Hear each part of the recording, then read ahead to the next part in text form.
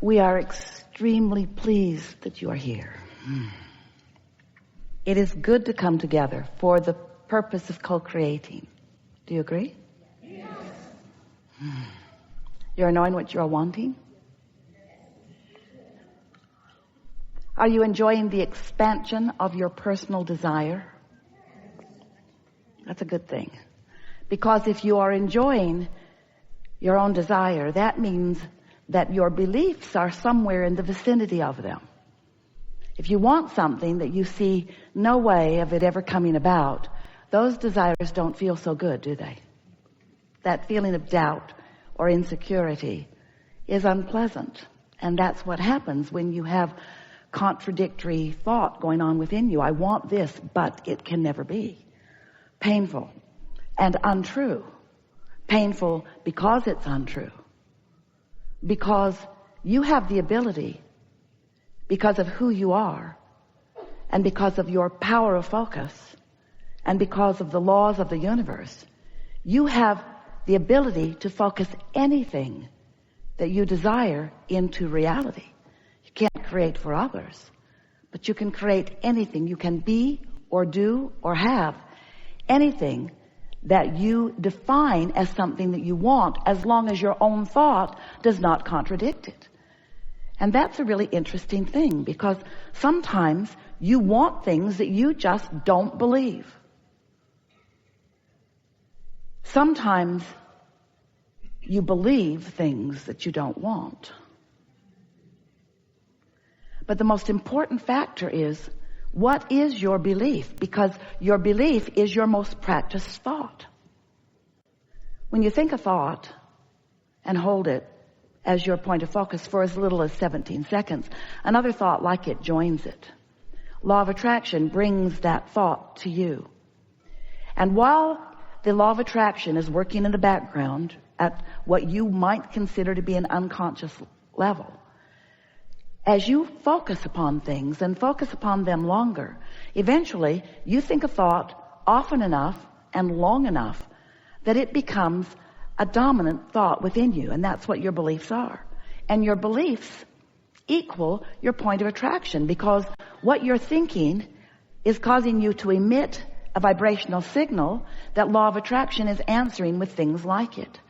And so it's easy to understand how beliefs get so rooted within you. Some of the beliefs that you hold are very beneficial to you, some not so much.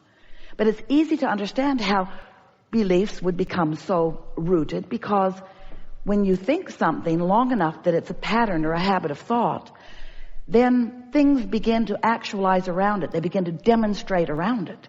So what you believe happens, and then you believe it more. As you listen to other people talking about what they believe, and you see them demonstrate it, then you believe it more. Esther argued with us in the early days of our interaction. She would say, Abraham, it's true. That's a true thing. So don't you think? I've been trained, she said, to be objective, to weigh the pros and the cons and the pluses and the minus, to be balanced in all things, to give my attention, to be objective.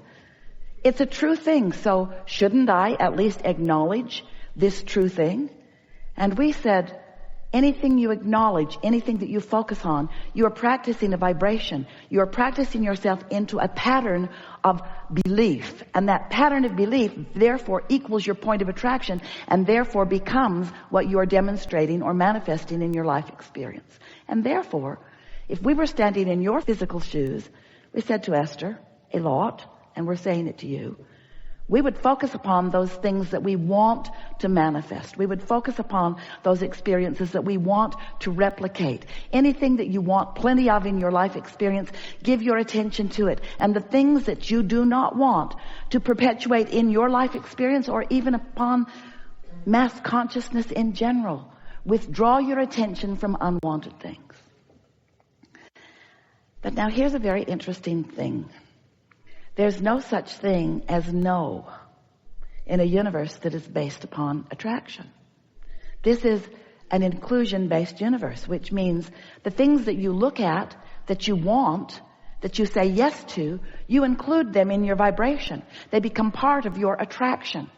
But those things that you don't want, that you shout no at, you also include in your vibration. Because the universe is not differentiating between the word yes and no. It is only differentiating between your attention to it or your not attention to it. You see what we're getting at? So you can shout no all day long at things you do not want, and they come to you stronger and stronger and stronger because of your attention to them. Isn't that a good thing to know? So what do you do? What do you do if you don't want that thing? I don't want that thing. I'm not going to think about that thing that I don't want anymore. That thing over there. I'm not going to think about that anymore. I'm not going to think about that anymore. I'm not going to think about it. I'm not going to think about it. I'm thinking about it. I don't want to think about that thing. I don't want to think about it. I don't want to think about it. So what you have to do is think about something else. You think about other things. You just gradually, it takes a little bit of time, it's gradual, shift your attention more and more to things wanted, and therefore not so much on things not wanted. But it's not an instant transformation. It's a general, gentle transformation. And it's helpful to understand what makes it easier and what makes it more difficult. So here are the laws of the universe simply explained so that you can understand how it is that things are coming to you or to others because of your attention. So when you give your attention to something and you're thinking about it in very general terms, in that general attention to it, there is less momentum. The more you think about it, the faster the momentum. So when you've given your attention to something, your undivided attention to something, and you've given your attention longer and longer, law of attraction just fills in more and more details for you. And the more detailed a subject becomes, then the stronger your point of attraction is. The more general you are, the less. And so when we talk about law of attraction, we have to use the word or put the word momentum into the equation. Because if you understand that law of attraction and momentum go together, then sorting this out will be a very easy thing for you. The best momentum story we have, Esther was amazed when she first saw the streets in San Francisco. Didn't seem possible that people would want to drive up or down them. They were. There they were. Imagine putting your car at the top of one of those hills, taking it out of gear, taking the parking brake off, and just for fun, just to see if the physics of this universe are still in place, you decide to just bump your car a little bit from behind, just to see what might happen. Well, it starts to move, but you come to your senses right away because you've been around here long enough to know about gravity and inertia. So you step right out in front of your car and it bumped up against you and the momentum stops, and it was easy to stop because it was very slight anyway. But you wouldn't want to be at the bottom of that hill stopping that momentum. So law of attraction is the same. The more time or attention that you've given to a subject, the more momentum it has. And you are not going to stop that momentum all at once. But it is important to know that while you sleep, the momentum of your thought does stop. While you are asleep, you are not encouraging the momentum. It gives you a sort of reprieve from unwanted momentum. And when you awaken, you have the ability to begin it in the direction of things wanted. That's just a little tip from the universe. That's just a little fact that may help you. If there are thoughts that you would like to begin thinking in a new way, don't do it at the end of the day after something has gone wrong that has your attention. In other words, when you're really upset about something, that's not the time to deal with it. Because dealing with something that you are upset with only increases the momentum of it. It gives it more sticking power. So, there are two things you can do to slow momentum. Many more than that really, but two things that really work well. One is go to sleep. That stops momentum. Don't sleep all day, just occasionally. And the other is you can meditate. When you meditate, you quiet your mind. When you quiet your mind, you stop thought. When you stop thought, you stop momentum. Gives you an opportunity to come into alignment with who you are. And there is one more very important thing that we want to say to you. You are source energy in these physical bodies. Do you know that? There is a trajectory, there is a momentum of well-being that is very powerful, that without knowing it, you've been practicing hindering with contradictory thought. So when you meditate, what happens is you quiet your mind, and your natural trajectory, your natural momentum then can have more effect in your experience. It's like, imagine a cork bobbing on the surface of the water. That's pure positive energy. That's absence of resistance in this analogy. Now you can hold that cork under the water. I don't have enough money, or I'm really mad at that guy, or that person did something inappropriate, or I don't like the way you spoke to me, or I don't like the way that came down, or I don't like what's happening in government, or I don't like what's happening, or I don't like what my children are doing, or. You can hold that cork under the water in disapproval of something, in negative attention to something. But when you are distracted from that subject, like in slumber, or meditation, or appreciation, you let go of the cork and it bobs right back to the surface where you naturally belong. So what we're wanting to say to you is that while you do, everyone does, you have some beliefs that are not serving you. The source within you knows who you really are and what you really want.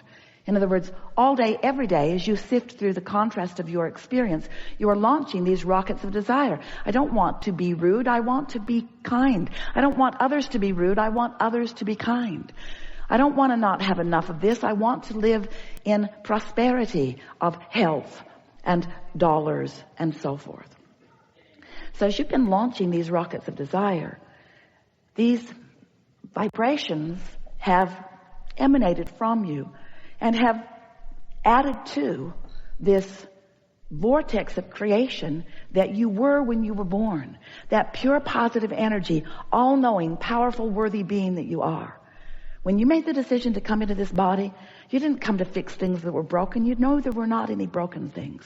You came for the joyous experience of joyful expansion. And so there was a trajectory. There was momentum. We call that your vortex. It's this vibrational reality that has the potential of manifesting, but you have to, in your conscious awareness, be in a vibrational place that is in harmony with what's in this vortex. So some of you have been listening to us for a while, yes? And you've been hearing us talking about law of attraction and how powerful it is, and how there's no exclusion. And even though there's a war against drugs, and a war against cancer, and a war against teenage pregnancy, and a war against, and a war against, and a war against, a war against poverty, a war against, the war against terrorism, a war against, all of those things are just getting bigger and bigger and bigger and bigger. Not one of those wars against anything is making anything smaller, because there is no exclusion. You cannot push it away. You only bring more of it to you, you see. And so the key to the happily ever after that you're wanting, the key is to clean up your focus. But you can't just all of a sudden stop thinking something that you've been thinking, because the law of attraction is bringing thoughts to you like the ones that are most active. So you've got to find ways of deactivating what you don't want by going general, and activating more and more what you do want, becoming more and more specific. You see what we're getting at? If you find yourself in the middle of a conversation about something that you do not want, stop talking about it as soon as you can. That helps. And in time, you'll stop talking about it. You'll stop thinking about it. You'll stop attracting it. You'll stop being part of that. Your point of attraction will shift. And that's really what we want to talk about here today. We've enjoyed this interaction more than words can explain. And we want you to know that these thoughts have never been before unto all of the universe. We've stepped into new places as a result of who you are. The universe has expanded as a result of this combination of thoughts and desires and beliefs. This expansion is what we all live for. In other words, we are eternal beings, all of us. We will never cease to be. And since we never cease to be, there's no place we're trying to get. All of that we think we're going to, you especially in your human form, is because you think you will feel better in getting there. But once you get there, then there'll be more and more and more and more and more.